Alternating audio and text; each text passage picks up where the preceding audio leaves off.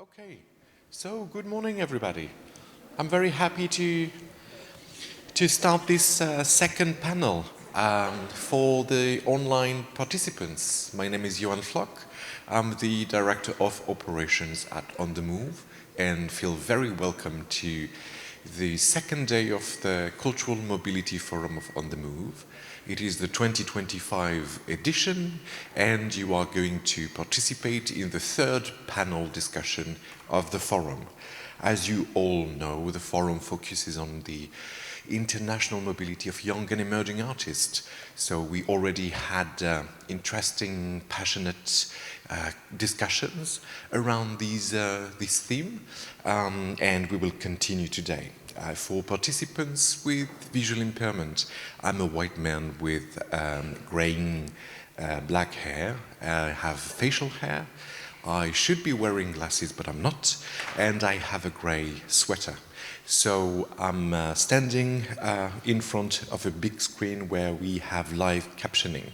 So don't hesitate to, along the conversation and during the forum, post your comments and ask questions to the panelists as we will take them to the floor with us. So this morning, as you maybe have the dramaturgy of the forum in mind, we have a third discussion that is focusing on intersection. And the idea is to try to ask ourselves if the difficulties or the challenges and the motivations that guide young and emerging artists intersect with the challenges, needs and motivation of other creatives in our sector who have particular circumstances. We will, of course, open the floor to our on-site participants and to the online participants, so you should all feel very welcome to contribute to the conversation with your ideas and your personal lived experiences. Before I introduce the facilitator of our morning discussion, I want to salute two arts writers that are following the entire forum and will be delivering blog articles that we will be posting on our website. One is Alia Segal. She's a young Ukrainian curator and arts writer that I had the chance to meet some weeks ago thanks to Dutch Culture. And from Kyiv, she's following the discussions and will be hopefully writing a piece around the questions that we raised during this forum. And the second is, of course, Theodora Agni, here in the room, coming from Indonesia, Yogyakarta, and same, writing an article about this experience to be posted not only on our website, but also on ASEF website. So without further ado, I would like to grab the papers that fell on the floor and introduce Olu. So Olu Alake will be facilitating this panel discussion, and Olu is the CEO of the African Centre in London. It's an institution that has been existing for 60 years, and I believe you celebrated this anniversary with a lot of joy. It's an organization that has been key and is key in developing many bilateral or multilateral artistic and cultural programs, and contributing to giving visibility and space to African voices in the UK. I want to invite Olu to join me, and as well as the two panelists that Olu will take the time to introduce. So please grab a seat, feel at home, and thank you for your upcoming contribution. Thank you very much. Thank you and good morning, everyone. Oh, you wonderful people that managed to wake up so early in the morning to get here. I actually woke up an hour earlier than I should have, and I got here at 8 o'clock and thought, where is everyone? So really glad that you all couldn't be here. And I'm really excited to be chairing this panel today. It's a really important topic, and we've got two fantastic people to speak about their experiences. And I do want to emphasize that that's what they're talking about, their own experiences and perspectives, so please don't consider this an expert panel. The experts are all of us in the room because we are either young or used to be young. So we've all got experiences that we can share, and we will be, want this to be as participatory a session as it can be. To start by sharing something personal, which is quite opposite to the conversation, I was born in a taxi. And I've been on the move ever since. I think that's been a metaphor for how I have lived and how I see the world, constantly in motion, constantly negotiating new spaces. Some you're welcoming, some you're not too welcoming. All you have to make home, even if just at that point in time. And that's what young people are doing today.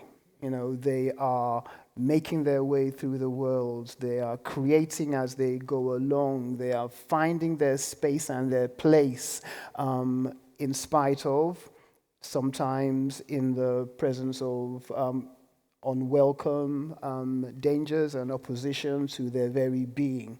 And in every encounter, whether contested or welcome, what they are doing is shaping a narrative about themselves and about the world that they are in. And in doing that, they're telling stories as well of the places that they are, as well as the places that they have been. So we'll be exploring all of that today. And as I said, you're all very welcome to share your perspectives and insights as well. So you've got the biographies of the two speakers, so there's no need for me to go into all that, and my wonderful panelists will tell you about themselves as they answer the questions. So that's how we will do that. Okay, so Bahdan and Niusha, welcome. Really good to have you on the panel.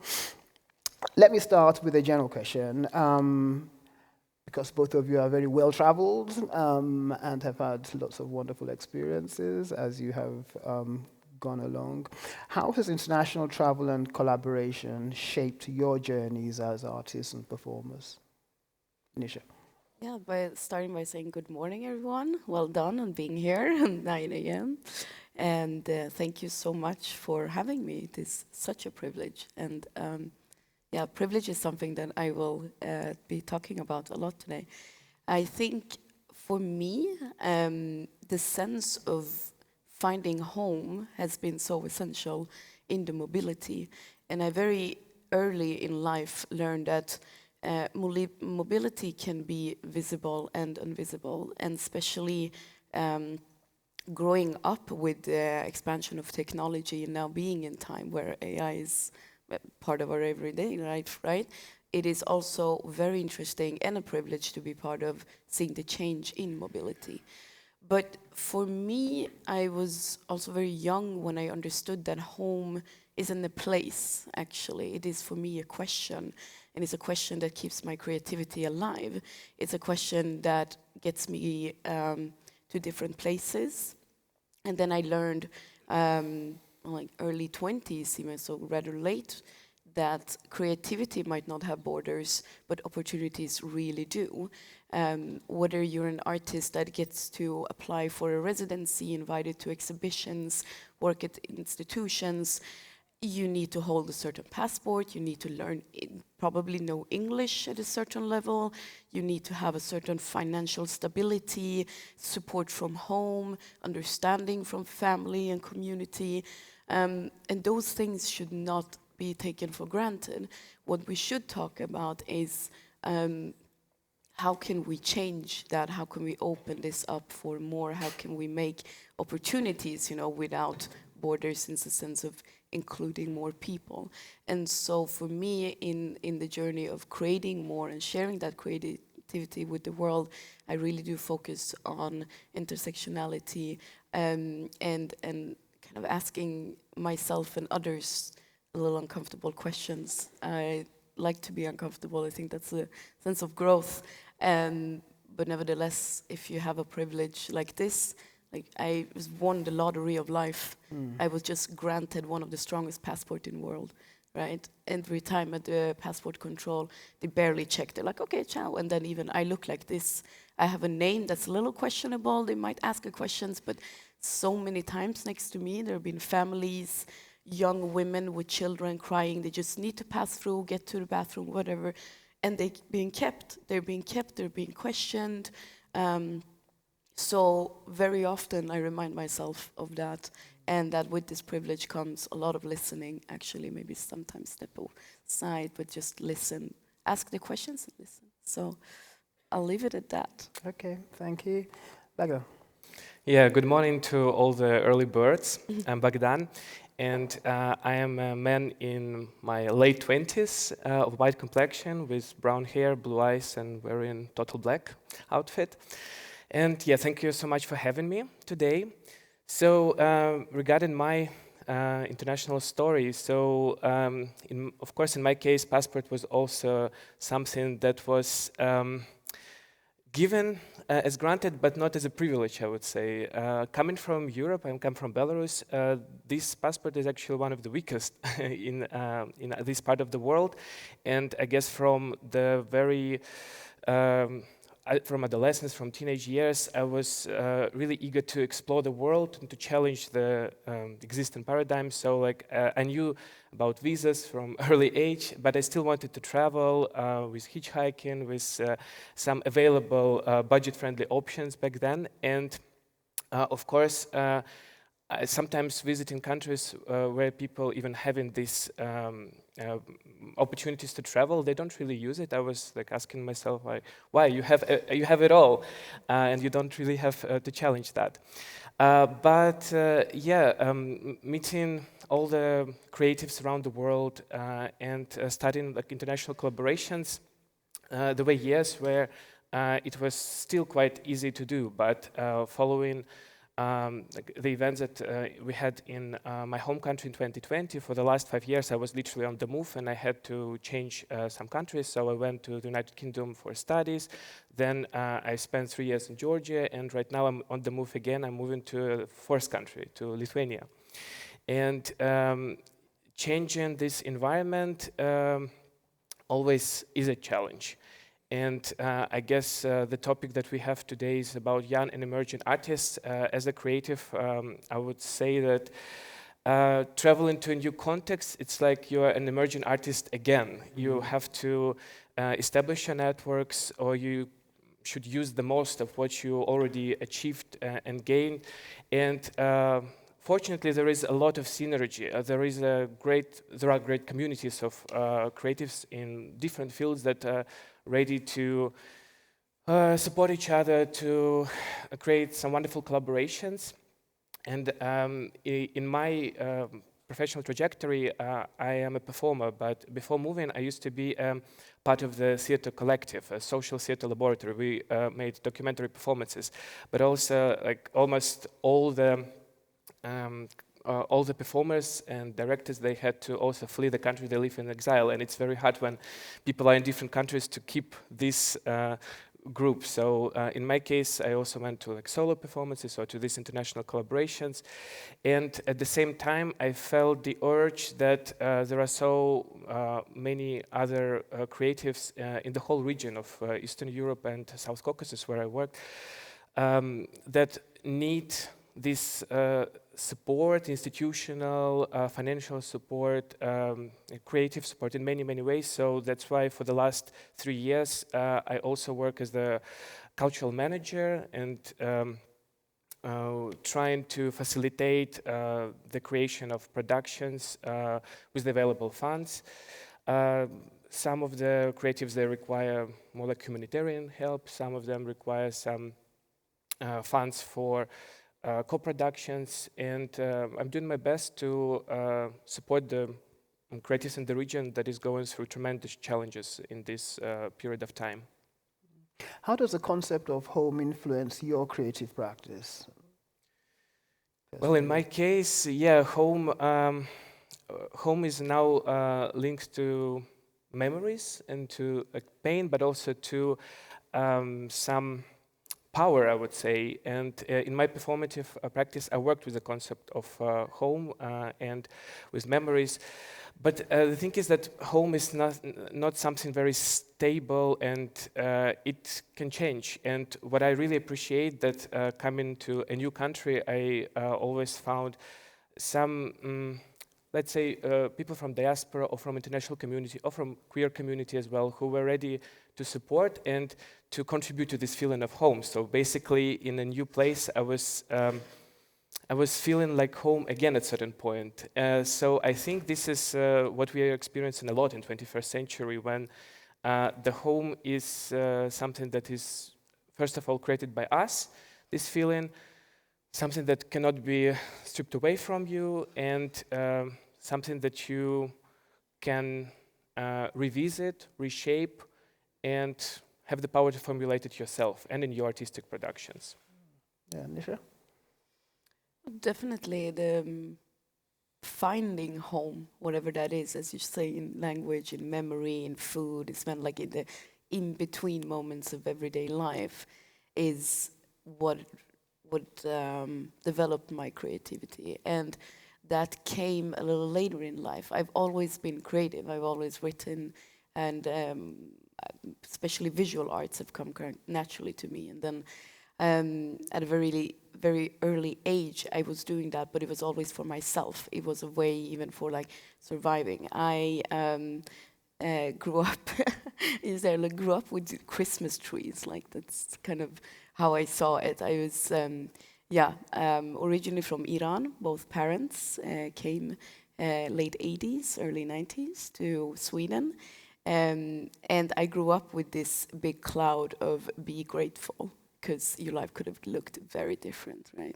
And so I'm born and raised in the northern part of Sweden, in a very, very quiet, naturey, secure, safe town, which has given me a lot of I can grow potatoes, and I can really walk into a room with strangers and say hello. So that really get me a lot of sense of home in itself.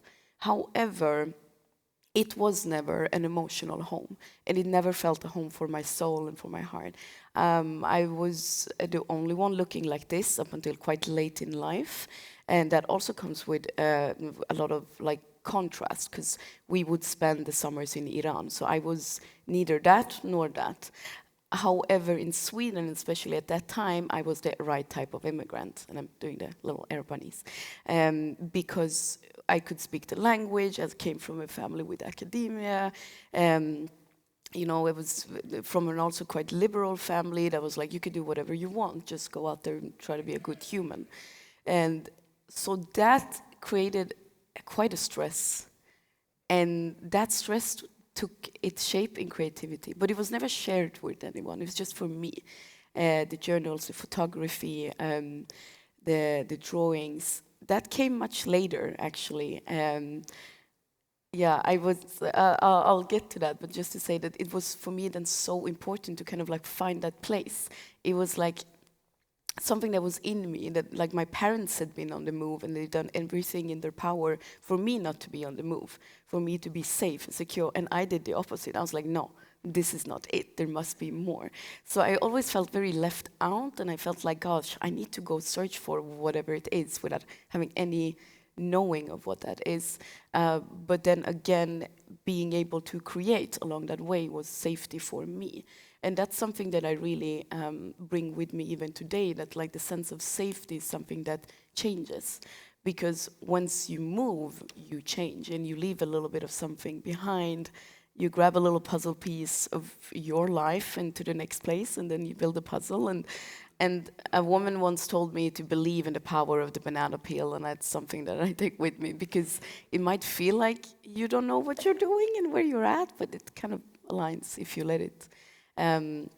But growing up knowing that I had to leave and I had a lot of opportunities, I could very easily study abroad. It was never a question, you know, quite the opposite. It's like, okay, when can I go? When starting to study abroad, I did the internships abroad. And after that, I did the jobs abroad. Like, sort of all of it was just laid up for me. And it's later through that that also the creativity took another shape, because I learned so much, not just by myself, but through being creative and starting to share that slowly with others. And I studied human rights and political science. I didn't go to art school, and that's something that's also been kind of like held against me, that you're not actually an artist because you don't have the diploma. There's another sense of, you know, not belonging that dragged along. But it was later when I had been in Kiev for a job, and then went back to Sarajevo, where I was based at that time, working at UN Women.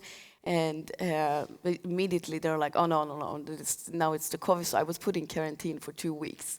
And friends came with like baskets of food, leaving at the door. So it was just me. And I had more time than usual to draw, to write, and started to share that with friends. And just one night I was like, oh, I'm just going to post this on Instagram. And that's how it started. Actually, that's why I'm here today. Because one person picked it up and another one shared it, The next thing I knew, gallerists were reaching out and said, hey, we'd like to, you know, showcase your work.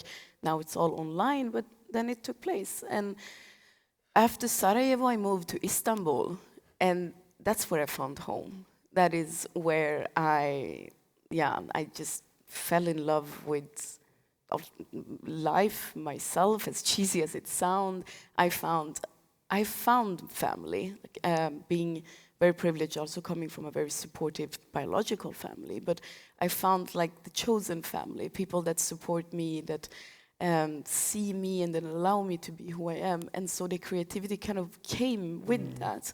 And also through the social medias, and so other galleries picked up. So I started to showcase more of what I did in Istanbul. And after that, even in Albania, where I lived, I got the opportunities to kind of showcase what I do and share it. And now I'm circling back to Sweden, also working with cultural management, cultural development. And so now we'll see how these two worlds can be bridged in the home country, supposedly the home country, but not necessarily the soul country. Home for now. Okay. Apologies, we didn't give a visual description of ourselves when we started. For those who need to know, I'm a black man. I used to have hair. Then I started working in culture. And I'm wearing a black top with Ghanaian print on it. Yes, sorry, we forgot that. I'm an Iranian Middle Eastern woman with dark, long hair, and I am a woman in her 30s wearing a green suit. Okay, thank you. So as you have both moved around a lot, you have either developed or joined various artistic networks in the different areas that you have moved to. Bahdan, what strategies have you found effective in building sustainable artistic networks, especially in the post-Soviet region? Well, I would agree with what was mentioned yesterday, that it all comes from education and these opportunities. So without knowing that such opportunities exist, it's very hard to even go and take these possibilities, right? So I think the very important strategy is to do this outreach to your possible target audiences, so with whom you would like to work, with young artists, for example, with special groups, with special communities. So in the end, this work was done a lot in my context. So there were some opportunities for studies, for going for international mobility, for short-term midterm, then come back and to find the same-minded people. And that's how this network is slowly growing. Then it also intersects with other communities, with other circles. And in the end, one can see that maybe we are the result of this opportunity that once we took and that brought us to new places, to new creative products that we made.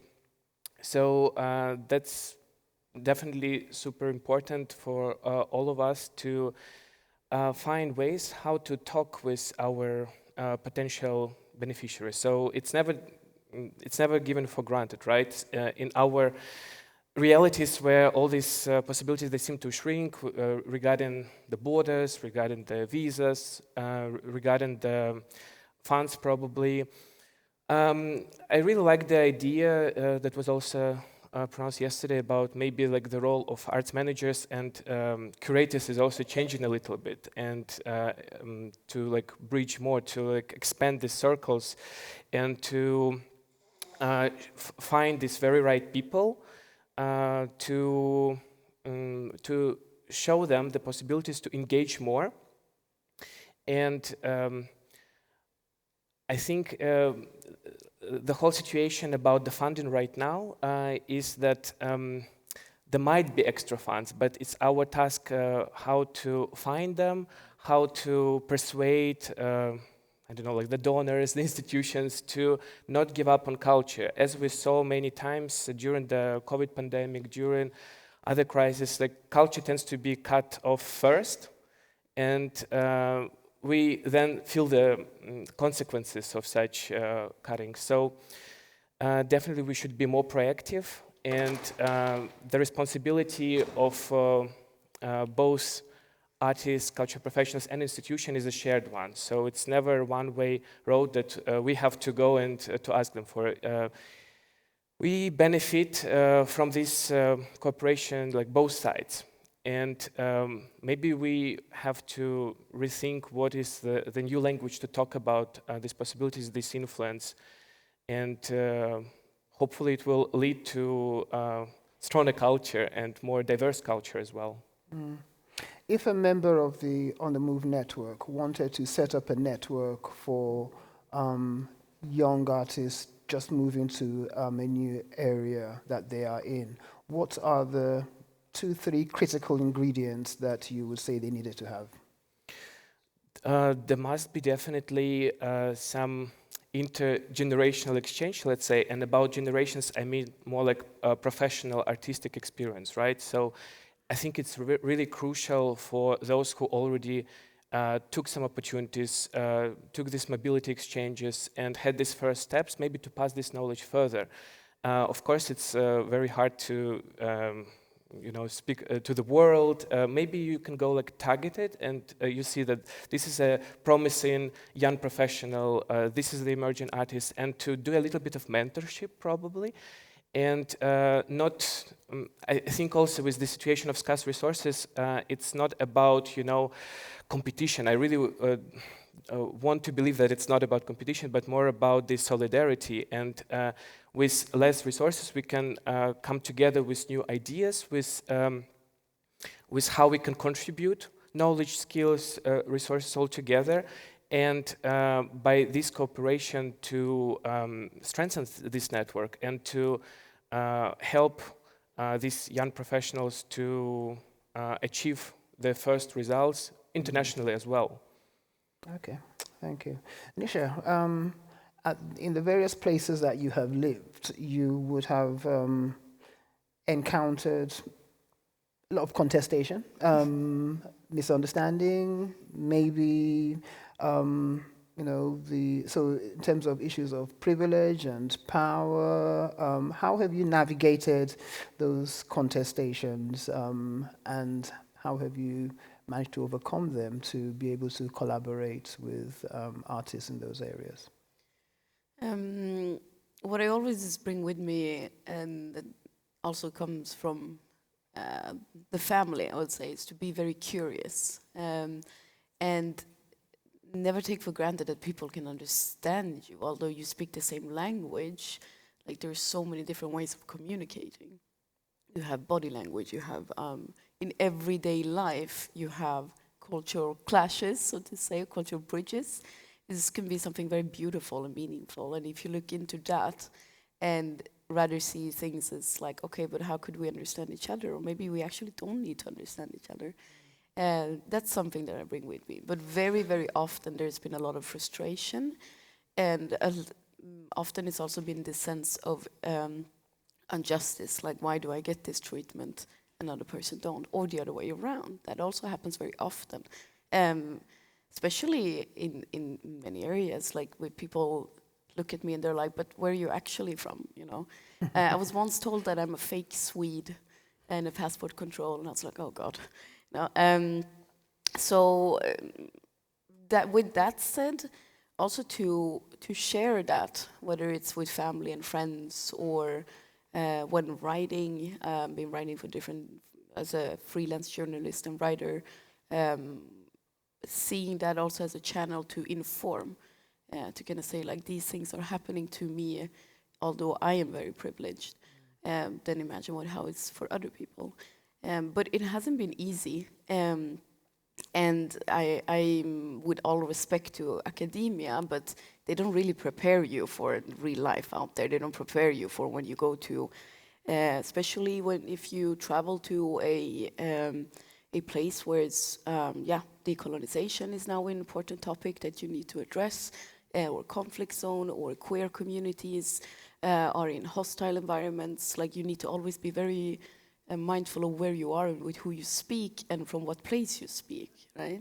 So I take that with me. But with that said, I'm also a person that, like, if you challenge me in a dialogue, then I'm going to challenge you back, you know. Then there's discussions, and I like that too, but always having in mind trying to be as respectful and understanding as possible and listening in. But then many times in places where I felt very misunderstood and very misheard, like, not only do I go home and like talk to friends or family, so and then I write about it or I paint about it. And so for me, that's also a language to express what has been happening and trying to navigate that. But that's also wonderful, right? I wouldn't want to be in a context, and I've chosen a life where I'm not in a context where I melt in and people understand me all the time. And so I just find it very, very beautiful to also be misunderstood, because then it challenges you and then you're uncomfortable. And in that state of being uncomfortable, you grow and you get to know different places as well. That's something that's very essential in my creative practice, is that places we're in, especially cities, are built by humans for humans. So they're actually soulful beings themselves. So you kind of get to know a place. And I'm staying a couple of days extra now to be like, okay, but who's Riga? You know, and how does Riga smell? How does it sound? Who is this person? I'd like to get to know he or she or they or them, you know. So that's also something that I bring with me. And yeah, just see it as, actually, we're pretty lucky to get to be here. And even if you're misunderstood, if somebody disagrees with you, then great, you have something to think about. Giving them something to think about as well. Yes, definitely. Yeah. And one of the interesting things that we were talking about previously was how your experiences as a young person in new environments has reshaped your concept of what an emerging artist is. Can you tell us a bit more about that? Definitely, you just mentioned it too. Like, we need to separate the group emerging and young, because, well, I mean, it's good to always be youthful in this sense of mind, but every time you move somewhere else, you're emerging again. You know, every time you move somewhere else, you're getting to know a new context, trying to make a new community. So then you restart. And maybe that itself, maybe the word emerging itself is being young and not just the age and the body. Because obviously if you're in a new place and you don't know people, you have to start again, and then you need to find your way out. But also if you're moving and then having the contact, sometimes having the right name, having the right size of a wallet, you know, that then you're not emerging in that sense. So we need to also discuss the different shades of what is emerging, and try to open that up for more and more, and be more inclusive in the emerging aspects. Because, no, for me, even in Turkey, as a young artist, also an emerging artist, I was so welcome. People were very curious of me and just being like, oh, you can talk to this person or that person, or if I would go and talk to a curator, they would like, fantastic, welcome. That's a place where I didn't speak the language. I didn't know anyone the first time I moved, other than colleagues for the job that I got, right? And being able to work in international development, in diplomacy, and being a creative on the side, I kind of bridge the two worlds. So that obviously came with another understanding of how do I move in different contexts. And so, however, I was still new. I was still unfamiliar with the language or so. And I really, really appreciated in Turkey where people were showing so much interest and welcoming me. In my home country, Sweden, I speak the language, I know the people, galleries, institutions, or so for my creative practice are like, maybe we can talk in a couple of years. But actually, you didn't graduate, you studied human rights. How is that related? You know, it's not as open and welcoming, quite the opposite. And I think then how am I always going to be emerging? And you need to kind of like sit and wait for your turn. While I understand even in other contexts that I've been, they encourage you to go knock on the door, to go, talk to a stranger and see. You never know actually where a smile and a hello can get you, right? And how that can shape and develop your creativity in itself. So for me, there's always been contrasts in different stages and parts of life. And still something that I'm navigating through, right? Yeah. It's interesting. I'm currently writing the impact report for the Africa Center for last year. And one of the things that we did soon after I started was redefine the concept of the emerging artist. And the case study that we have in the impact report for our emerging artist of the year, more or less, is a 71-year-old South African man who moved to the UK about 35 years ago, but had never had the opportunity to showcase his work in any gallery. He wasn't educated in the UK, so didn't have the networks or even spoke the language of the sector. And he makes these absolutely amazing etchings, which are really, really beautiful, and which he learned from his grandfather, who probably learned from his grandfather. So there's a whole history that he brings with him, and heritage that he brings with him in that work. And as a result of us providing him with a platform at the center to exhibit his art. Within 6-9 months, he had been invited to exhibit at galleries in Austria, in South Africa, and in Scotland. And suddenly he's emerged. At 71, he's emerged into the mainstream. So, yeah, those are lessons that we learn from these things. Okay. One other thing as well, which we don't think about, but is really, really important as we move around, is the role that we play as cultural diplomats and the impact that we have on the areas that we move to. So we're not just passive recipients of a new environment. We're actually shaping the environments in our own way as well. What responsibility do you think young artists have, Bahdan, in shaping global narratives and projecting that soft power? Bahdan. Well, another story that resonated to me yesterday, it was this upcoming as a cultural diplomat. So I had the same, I would say, route in a way. My bachelor's was also not in arts, it was in international law. So, but during those times I realized that in my context, working for public state institutions, it goes against my values, and I was more involved in the art sector. So starting as a volunteer, then joining the artistic crew and so on. So later I managed to, in a way, merge these two passions of mine. So international relations, diplomacy, and culture. And to implement it in my artistic work as well. So I think there are lots of stories like that, because even yesterday during some network talks, I heard that coming from one background, we all end up with culture, and it's amazing. And I'm so happy to see so many cultural diplomats here, because, well, this is a place. So, yeah, well, what about young and emerging artists being cultural diplomats? Yeah, like, let's distinguish that diplomacy is not that rigid as, you know, some people perceive, that it's only state, public institutions, that it's always high level. No, it's a it's very personal. It's the personal connections, that the role modeling in a way, so how we connect to other people, how we find this like resonating themes, not only to us, but to people in other contexts, how we expand our networks, and how we collaborate as well. So of course it's about values, it's about bringing your identity, bringing your context, but also being very open to the context that you are entering. So of course it can be done in many different ways, but I think this synergy, this open-mindedness, readiness for a dialogue, it's crucial for successful cultural diplomacy on our level. And hopefully this will lead to more understanding, to openness to all the cultures we have in the world.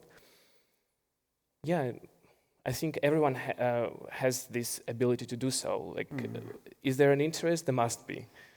Yeah, yeah. Niusha, how have you changed the places that you've been in? How I've changed the places, or how I changed? Yeah. How have you changed them? I make people laugh.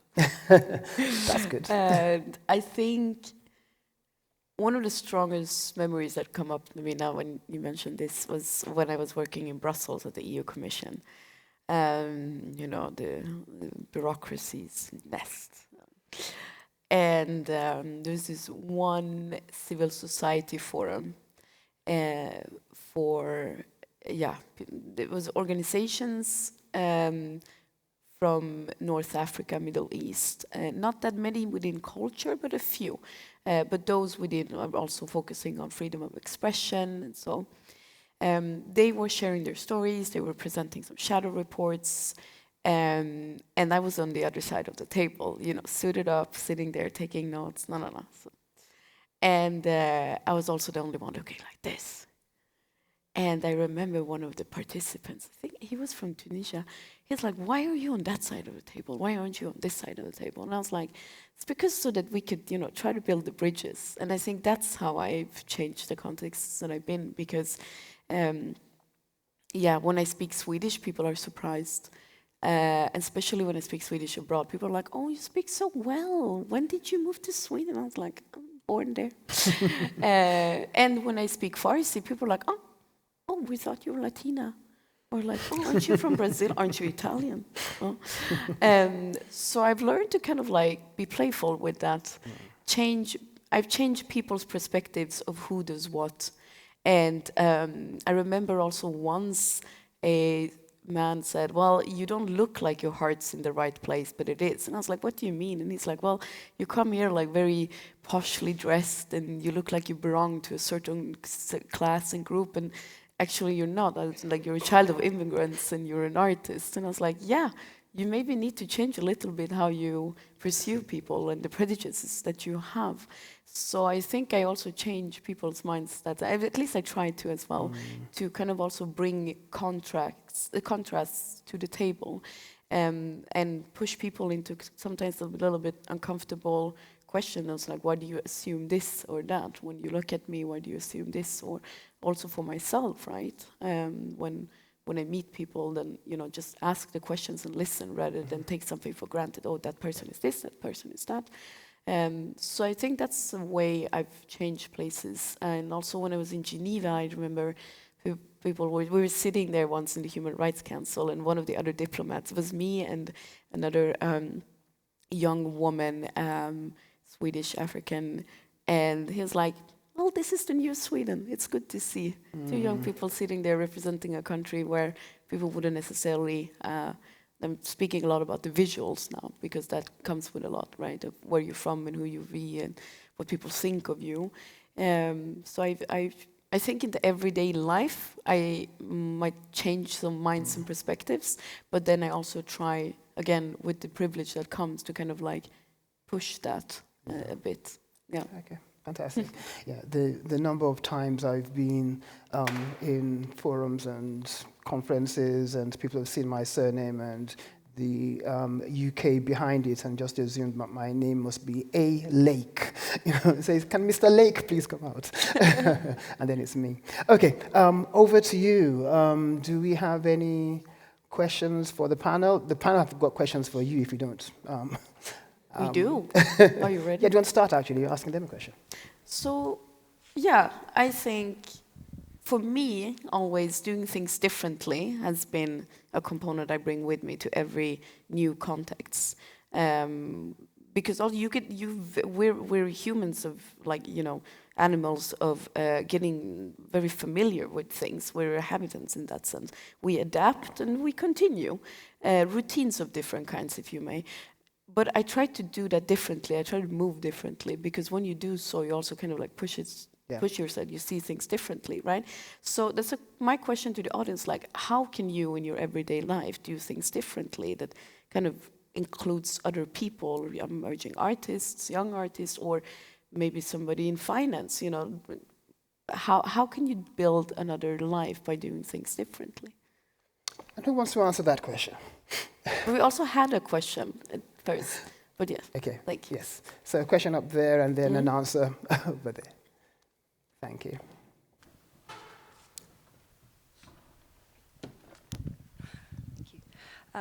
Thanks. This is actually a question from online. So it's from Art is More, and it's for Niusha. So how has your experience with the Nordic cooperation, such as Finland, Norway, Iceland, Denmark, and the internationalization in this context? Actually, I've never held or managed the portfolio of the Nordics. Within my different positions, the UN, the EU, Swedish administration, I focused on Western Balkans, Turkey, Middle East, North Africa. However, I'm obviously involved in overall when the different institutions I work with the other Nordics. What I see is an important part of finding a common ground there was in Geneva, we said Sweden and friends, which would be the Nordics that are aligning and trying to aligning their priorities, but also discussing about where do we think and address different topics differently. And I think that's important for the Nordics, because they're often seen as one and the same. They're well-educated, developed, rich countries, but they're quite different. And it's important for them to have this forum to kind of, you know, ground themselves in their differences and build a community. And that was especially, I would say, in Geneva, in Brussels, very important for me to find myself also in a group amongst other Scandinavians and Nordics, because that created a sense of community as well. So I know that the countries are very good at communicating with one another, the different governmental bodies, but even civil society, they work across the borders, which is good. And when abroad, you know, they kind of try to hold the pen, especially when it comes to freedom of expression. I would say the Nordics are now also standing quite alone with what we see, the changes in the world, in development, now what's happening with USA. We see especially Sweden, Norway, and so really prioritizing freedom of expression, in particular prioritizing its work with UNESCO, for example. So that's good and important, I think. Okay, thank you.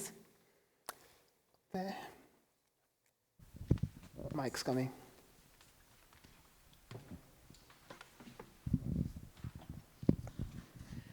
Well, to answer your question, how you can do things differently, I think,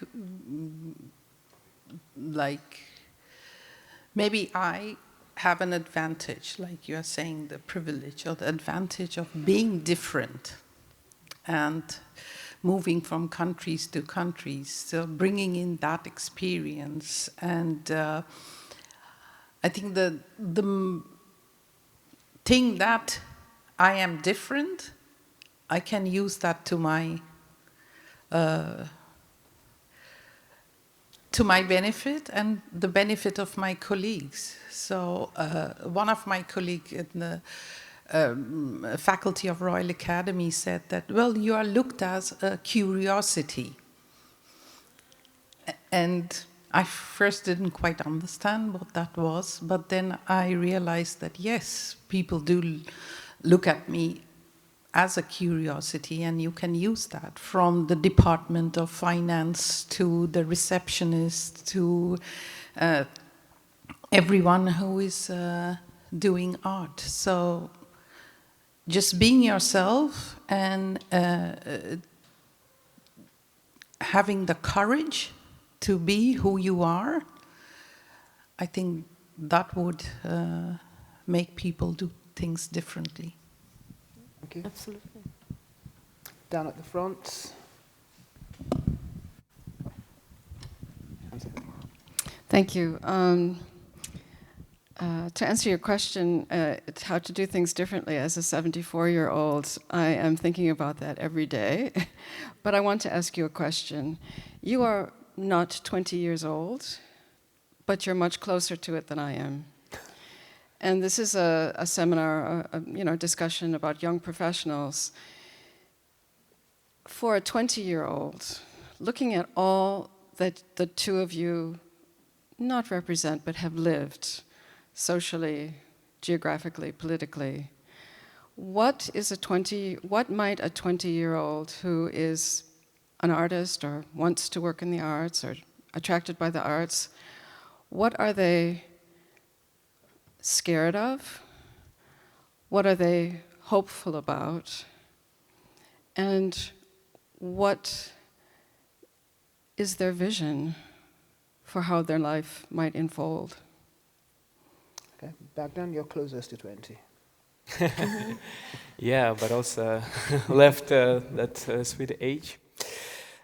Yeah, well, maybe yes, I am closer, and I think that in general, my impression is that some really calm years they passed, and something that is shared among younger generations is that we entered the period of turbulence, and the recent 5 years, let's say, they just prove it in different contexts. It's non-stop, and the challenge is how to still, not to just exist in the given circumstances, but to live at it full and to challenge it and to find your allies in solving these questions that are raised before the whole generation. And it comes from all different sides. We see the right turn in politics. We see how the climate change really affects literally all parts of the world. So, and this is expressed in artworks, in the performances, in digital art as well. But I don't want to make it sound like these challenges are unsolvable. There is a definitely trend of trying to find these answers, these responses effectively, and what we can definitely do is to create spaces where we can hear each other, talk with each other, share these concerns, maybe share some experience, and feel more powerful, because sometimes it's just it can be a little bit of hopelessness in the air, which is not always the case, but together we can definitely look for solutions, look for alternative futures that we want to have all together. And young voices are extremely important in seeing this perspective, in sharing their thoughts and the vision of the future.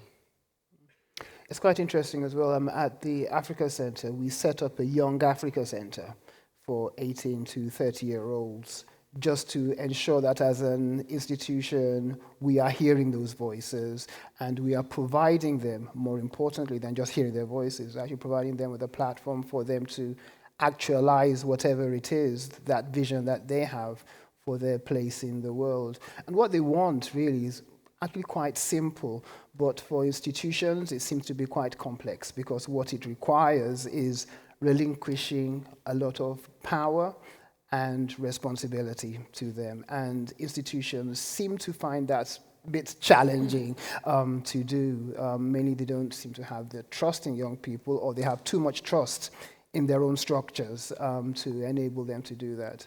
What they want is to feel a sense of pride and belonging and possibility. They want a platform where they can do what they believe in with each other, and to explore the world and the worlds around them, and to shape that in ways that are meaningful. And I think a question for all of us, especially those of us who work in institutions, is how equipped are our institutions, our organizations, to enable those voices, to provide them with a place? How comfortable are we at giving up power, and just providing a framework for them to go do, go be, feel welcome and welcome others into this space as well. Can I add to that? We asked this very important question to partners in Albania, and as a result, they created not just a toolkit which can be found online, where each artist in a group got a question and responded to it, but they also created a card play where it's kind of like a memory, where you're supposed to, not memory, but a card game where you're matching responses with answers.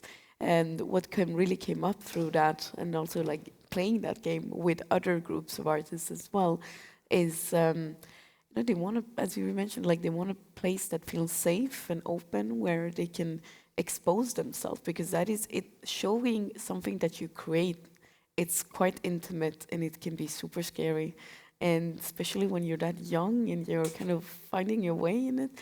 I mean, you're always finding your way in it, but you need to be secure. You need to feel like, okay, I can take the criticism, I can take the existential life crisis that can come out of putting this out there for the world. And many also brought up the question of borders that they want to be able to create in other places of the world, and without being questioned, without having the financial means, etc. So yeah, but this toolkit can be found online. I can tell more to those that are interested, because it's great. And the world is a smaller place now, right? That's one of the benefits of technology and movement and so on that we now have. Any other questions or comments from anyone? I know it's still a bit early. And it's nice to know that we're not the only people who are not early morning people in the room. Okay, so another question then is, what is one thing you would like to see change in how international artistic collaboration works for young artists today? And that can go to anyone. What's one thing that you would like to see changed in how collaborations work for young artists in the world today? Yes.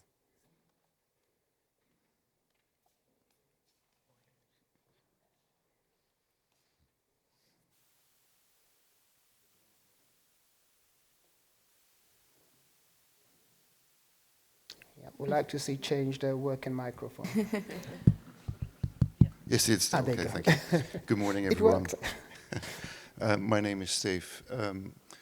I'm 67 at the moment, and one of the things in my teaching, I would really like to see is collaboration with people from all ages.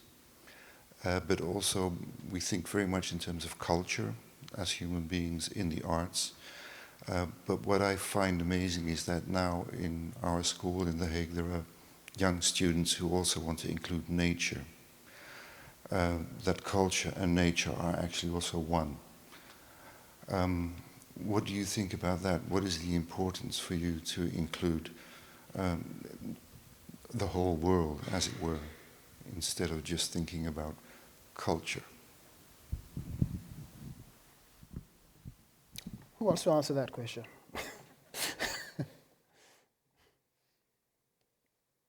I mean, I can give an example from one of partners in Albania that we worked with, in which they merge cultural heritage with natural heritage, and actually it is a couple in now their 60s. I think they started the initiative when they were late 40s, early 50s. I think, don't quote me on that. And what they do is that they create different spaces, exhibition opportunities, and so. For young artists, especially targeting high school and so, where the exhibitions and the art should be created from nature by nature. And that is free for interpretation, whether you want to use, plastic from the sea and so, but they do this, and we worked with them because not only do they bridge intergenerational, but they bridge natural heritage with cultural heritage. And where you come from and the environment you're in, the nature, so to say, is also part of your culture. At least that's how I see it. So that was a very good initiative that I hope can expand and grow, and also be inspiring for other both artists and those working with cultural diplomacy to kind of look at it differently and not separate these two conversations. Because as also climate change is very important and something that, Generation Alpha is going to have a bigger issue with than we do now. We need to really discuss this and kind of bring it to the table. Yeah. Bahdan? Yeah. Well, I would say that what I see in some projects with artists applying for some financing, nature is always there. And I think one of the treasures of cultural work with nature and natural heritage, that first of all it's accessible everywhere and you can start in any context working with that. Then I think nature is very inclusive, and we can see that the same works can attract kids, like adults, teens, and seniors as well. And I've seen many examples that art about nature is super inclusive, and as I work also with authoritarian and repressed contexts, sometimes this is one of the few topics that artists can work while staying in their context. And this is in the situation when you cannot really express some of your social concerns or political one. Nature is also political, but not everyone understands that, and maybe it brings a little bit of this flexibility, and you can create powerful works with environment around you that is inclusive, that creates a space for this dialogue, but at the same time it is thought-provoking, it is challenging, even when the circumstances around you are against it. It's also one of the ways in which we can all learn, genuinely learn, from having these international collaborations and genuine exchanges, is to understand the limits of our own Western frameworks in understanding the distinction between cultural heritage and natural heritage. Because in many communities around the world, there isn't that distinction. Natural heritage is a natural part of their cultural heritage. In many indigenous societies around the world, the artist is the healer, is the environmentalist, is the storyteller as well. There isn't that separation. And one of the contortions that people have to make when they move from those environments into those with more rigid Western frameworks is to try to separate those parts of themselves and see things and try to work around things differently. So when we're talking about international collaboration, there really is an onus on us to be more learning and to understand or try to understand more the different ways in which other people view the world as well. Okay, any other questions or comments? Can I see a hand? Sorry, is that your hand up? No. Okay, all right, so one of the things that we also, that you mentioned as well is, in fact, I don't think you've answered the question yet. What's one thing that you would like to see changed in how international artist collaboration works? What's one thing, if you could wave a magic wand everywhere you go, what's one thing that you would change to make international artistic collaboration work better for young artists? Niusha. Keep coming back to borders. Yeah, I would say a more open world, because we also see now the situation where international film festivals, exhibitions, etc., are being held in very challenging countries that violate human rights, because those are the countries that grant visas to people holding passports which may not be able to go to the Biennale in Venice, and go to the States, etc. So, yeah, we, at the cost of human rights and freedom of expression, we include artists and creatives in the space. But yeah, that's very problematic. That's another discussion for now. But I'd like to see a more open world, and I'd like to see, yeah. Well, I've been in the case many times where I want to invite an artist for a speech, I want to contract them as an expert. I cannot because of their passport, and it is so unjust.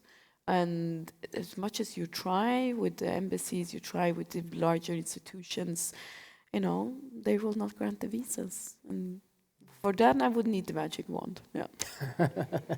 Or something else. Yes, Bahdan? No, I would just echo that, because I feel the same. Borders are to be ruined, somehow destroyed. As we can see, the more borders you put, the maybe less synergy happens with those behind those borders. And at the same time, we have also positive examples in the world where countries, they decide to introduce visa-free policy, and that attracts creatives to come and to have these meaningful exchanges.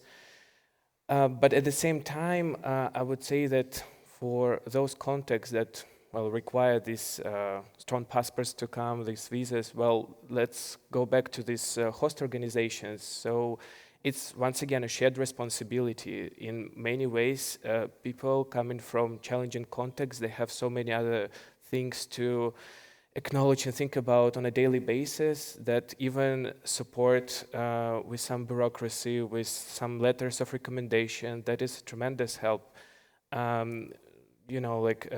Artists sometimes have to travel with the kids or with expiring passports or with special statuses. There are many, many challenges. And if you and your organization happen to exist in a more or less stable context, I think this is to be concerned for sure, that it's also your responsibility to give it all for this productive exchange. Yeah. One thing I would like to see changed, if it's the one thing, and is to put the responsibility back on us who are hosting organizations, and to ensure that we have right levels of intercultural competence within our organizations. And however you are going to do that, either as individuals within the organization, or ensuring that your organization is a learning organization and embeds that within how you operate, I think it's really, really important that you are a part of and you shape your organizations to be one which understands that there are different worldviews, and there are going to be as many worldviews as people who come into your organizations, and equip yourselves to be able to ask the right questions and be okay with that. One of the things I think both of you have talked about is how important it is to be comfortable with your discomfort, you know, to recognize your privilege and to understand the power that you have, but also the power that other people are bringing to your organizations as well, and ensuring that you are respecting that. But it all starts, you know, from that basis of understanding that we need to be more interculturally competent ourselves. Okay, I think we're right on time.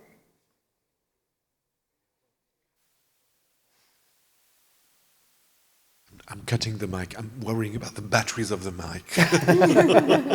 I shouldn't do that. Maybe worry about technical stuff.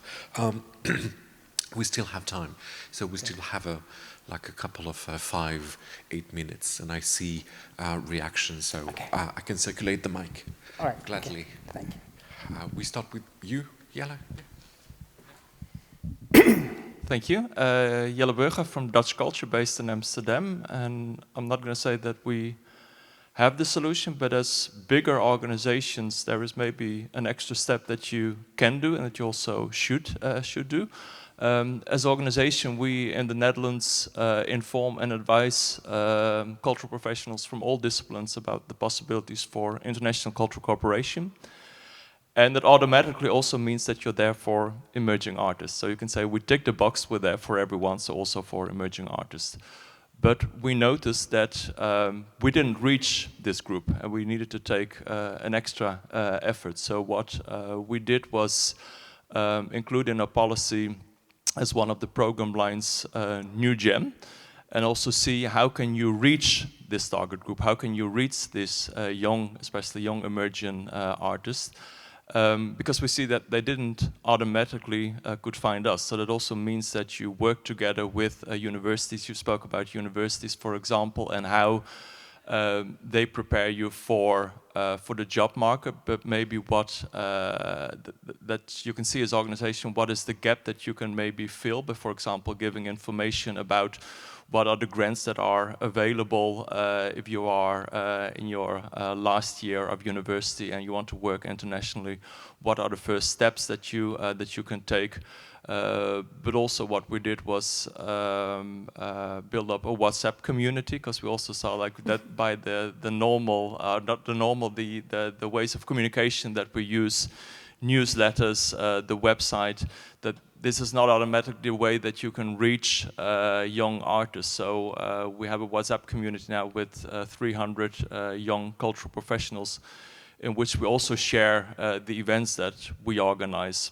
And couple of times a year, we also have meetings for young artists at our office, in which they can come together, can meet, in which we invite professionals to talk and share their experience about international cultural cooperation. So if as bigger organization you have the opportunity, I think you also have the obligation to see, okay, what is the extra step that I can take? So it's not automatically that that young artists also know how to find you, and then the question is, how can you find them? Yep. Not just rights, but responsibility as well. Thank you. Yes. If I can just quickly comment on this, I totally share such approach, but I also think when you for a better outreach, when you work with a specific community or with a specific topic, it's always good to have someone with such agency. And that's what I experienced, for example, in the context of Eastern Europe and South Caucasus. There used to be a period when the decisions on this region were made somewhere externally, but then they started to bring people from these countries to discuss, to have this not top-down approach, but like very equal partnership approach. And I think it helps a lot for the outreach when you see that the person representing your community, we can talk about also queer community or people with migrant experience, right, and many, many others. But I think such agency, it really helps when a person sees that another like possible role model is there, bringing these decisions for your group. That's very helpful. Yeah. Sorry, just to come back. One very short comment, because I think we learn as much, even not more, from them than they from us. So for us as an organization, it's very, very helpful and useful. Yep. But thank you. Just tune in. Representation is super important. It is. Yeah. Please. Hi there, my name's Clemeni. I work with a visual arts organisation based in the UK and in Cyprus on European programmes. It's been a really interesting conversation this morning. Thank you so much, even though it's so early. It's been a really deep moment. As an organisation, we find that you are constantly fighting the need to find a way to work within systems to embrace chaos. Because if you're going to allow the unknown to come in and to make those changes, you have to have the space for risk, which is often very difficult within a publicly funded program. I love this idea that displacement is something that you have to own in some way, but on the other hand, you also find community where you go, which enables an national working. I just wondered if you had examples of moments where you've been in organisations where somebody has thought sideways or they have embraced a different way of working that surprised you and enabled you to do what you do in a way that was perhaps new to you as well. Becca? Well, I would say that, of course, culture can be chaotic, and working in culture is definitely such a case, but even chaos can be put in such circumstances like organized chaos, right? If we cannot implement it on our daily basis in our institutions, maybe we can just find a day or two for different formats. That could be hackathons, like brainstorming sessions. So when we just come together and saying out loud, let's have some chaos and let's see what goes next. So let it be like this cauldron where like lots of thoughts and crazy ideas are brewing, and then possibly it can be integrated in the work of organization. So I'm sure there can be space for that. Yeah. Example, Niusha? Yeah, in Sweden, all those governmental bodies who work with culture and work with development will meet. With the Swedish Art Council, we have a group where those of us that focus on international development for arts and culture meet every 6 months.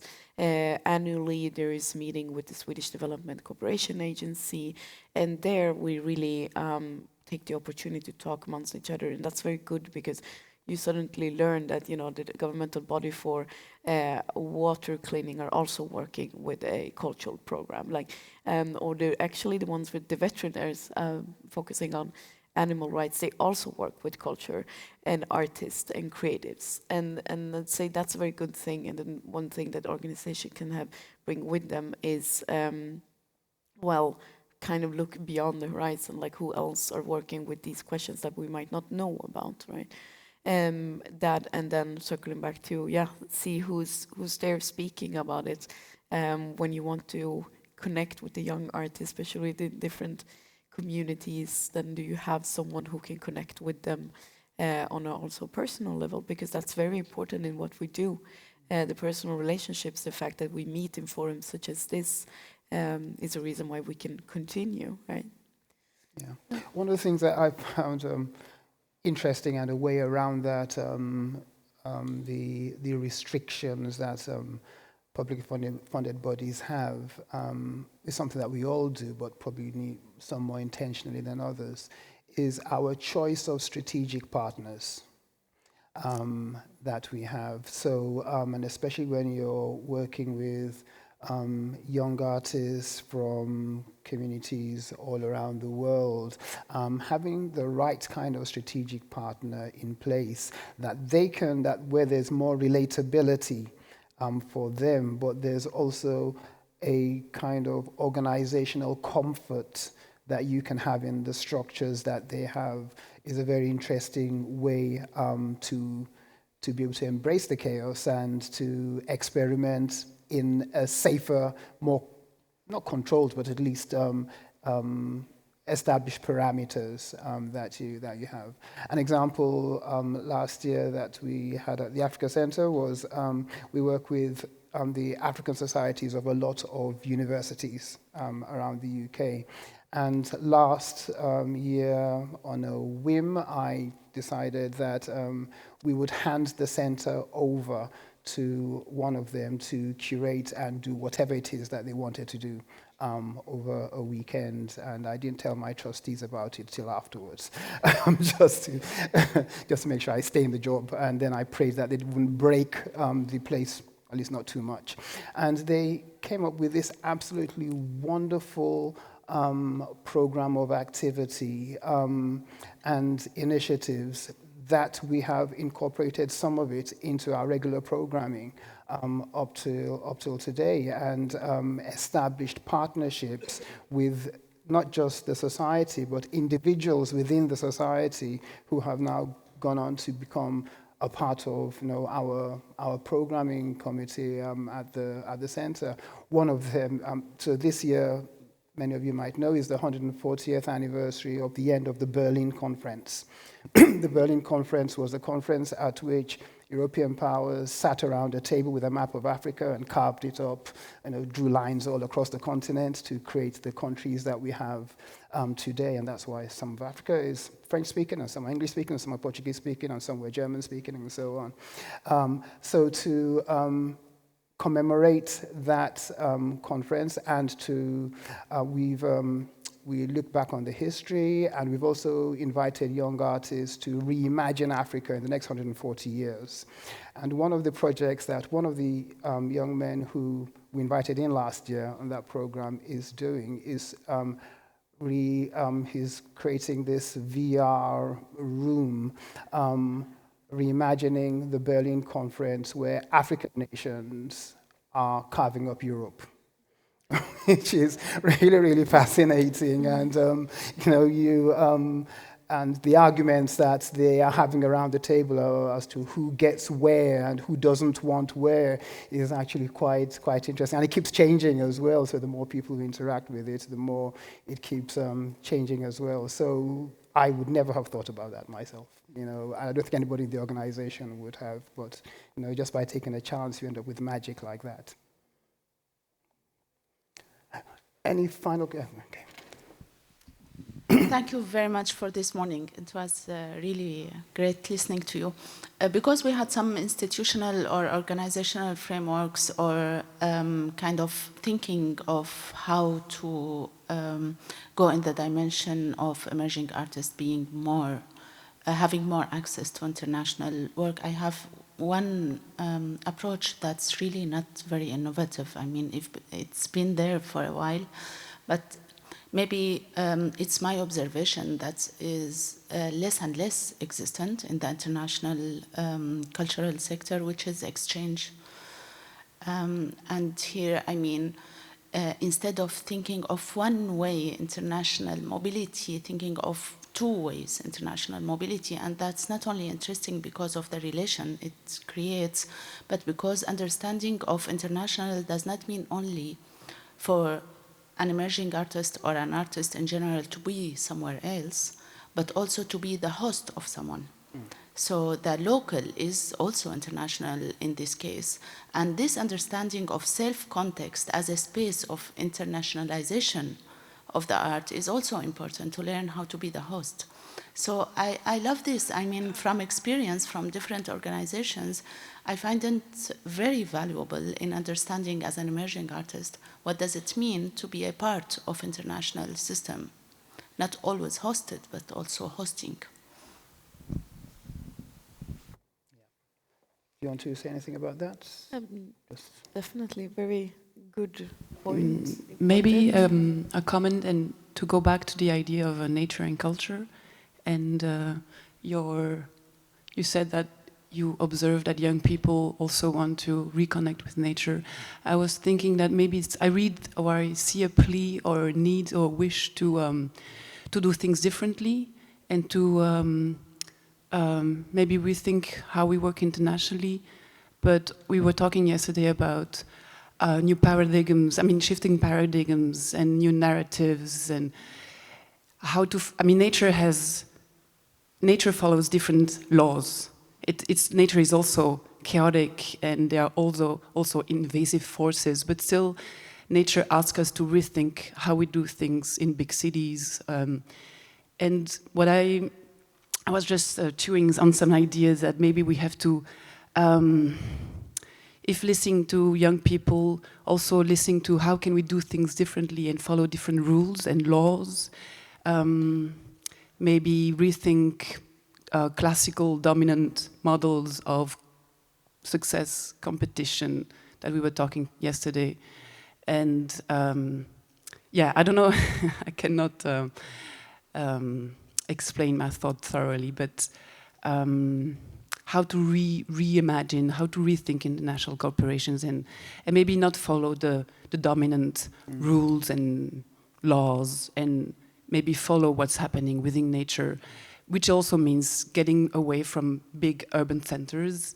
And what we are we are talking to young people in Belgium in our work is like, you don't need to go to New York, to Tokyo to be a successful artist or to be integrated into a successful market, but you can also look what's happening right outside of your own borders.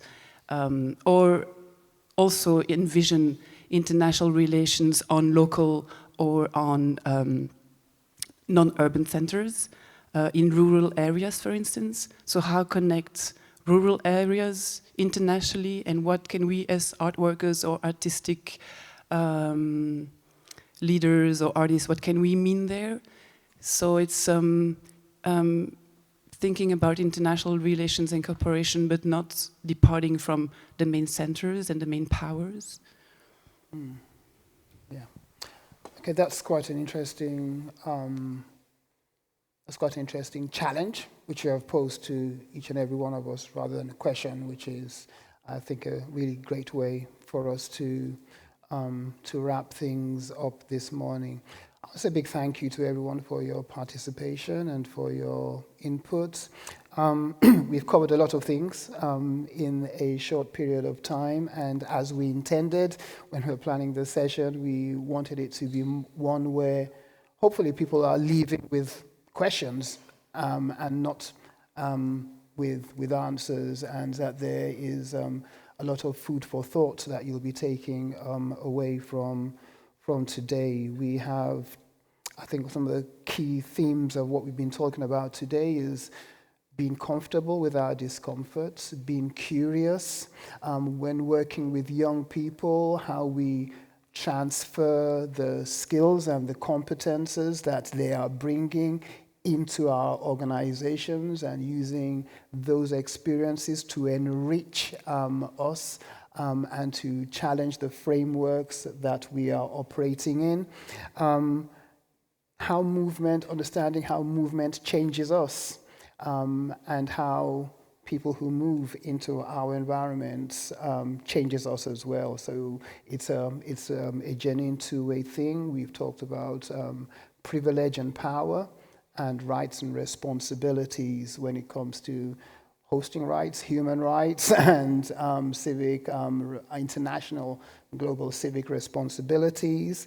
And we've talked about identity as well in different ways, and how our identities are in a constant state of flux. And the more that we move around, the more that our identities change, and we change with that as well. So quite a lot for us to do, but one thought I would leave us with is a question that we all didn't fully answer, but that we should all have an answer to, because we work with young people, we work with emerging artists, we are an increasingly smaller world, and that is, what is one thing that I can do in my organization, in my environment, to make life better for young artists who are moving into my environment? There is something that we can all do, or that we can all do better, and I hope that we do that, and I hope that you'll feedback to On the Move on what it is that you've been doing. So a big thank you to my panel. Thank you very much. Thank you. Awesome. Well done. Thank you. To Bahdan, to Niusha, and to you all for this. Please feel free to, not be in the spotlight anymore and embarrassed by this. Thank you, everybody, for your contribution. This third panel ends now. We will have a 30-minute break. So our online participants will be able to join us back in 30 minutes. And for the people on site in this beautiful Riga circus, you are warmly invited to grab a coffee, to take some fresh air, and to come back in this room at 11, sorry, at 11. Thank you.